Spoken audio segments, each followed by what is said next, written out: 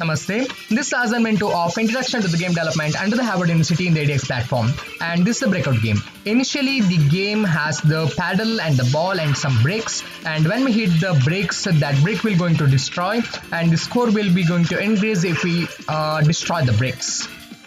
And we're going to win when all the bricks get destroyed.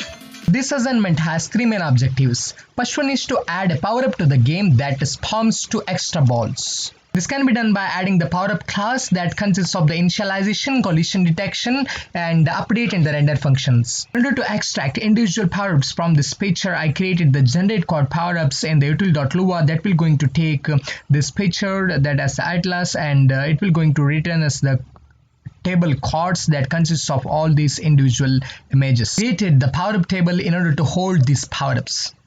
And the hit counter is used as the parameter in order to add the power-up to the power-up table, and the power-up 9 which is used to as the extra spawn balls, and the power-up 10 is the key. When the power-up in the power-up table collides with the paddle, then it will going to check which power-up it is. If it is the power-up of this kind, then it will going to create the extra balls. That means it spans the 2 extra balls. And to hold the multiple balls, the ball table is created, and it is initialized with only one ball, that is the default ball in the save state. And in the play state, if we collect the spawns power up, then it will going to add 2 extra balls to the balls table. And if extra balls are added, the hit value also going to increase by 5. If the ball in the ball table goes below the paddle, then it will going to remove that ball from the ball table, and even it will going to decrement the hit value by the 5. We need to do the updation and the collision detection of the ball for each ball in the ball table.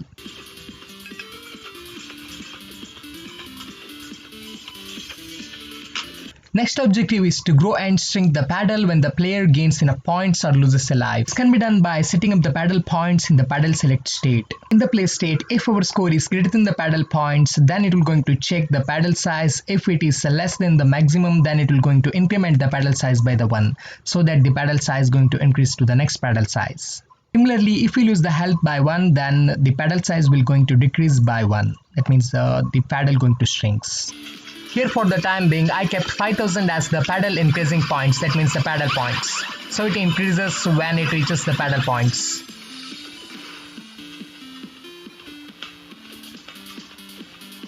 And similarly, the paddle going to shrink if I lose my health by 1.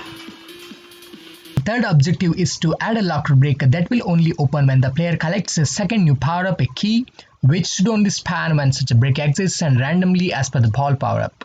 So for this, in util.lua in generate cards bricks function, after inserting all these bricks, it will going to insert this 24th, that is the locked brick. After this slicing, it will going to insert that locked brick to the brick table. And in the level maker.lua, on the probability of 1 by 30, it will going to make the brick as the locked brick. If it's a locked brick, then it will be going to make this flag as true. And in the brick.lua, if the brick is not locked, then it will going to generate the normal bricks, and if it is locked, then it will going to generate the locked bricks. It will going to take this brick, which is at the 24th brick, and which is at the index of 22 in the brick table. So it will going to take that brick and it will going to generate that if is locked is equals to true. The key power up will also going to use the same power up table, and it will going to insert the key power up to the table based on the probability that is less than the ball spawns power up. The ball collides with the brick, it will going to check whether it's a locked brick or not. If it's a locked brick, then it will going to check whether if we have the keys greater than 1.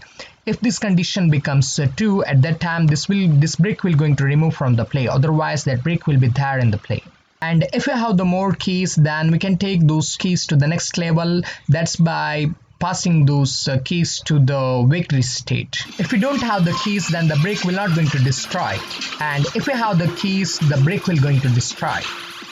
And in addition, in the victory state, it will even going to write the current level in the file, so that if we quit and restart the game, it will generate the next level of the current level that we completed in the previous time.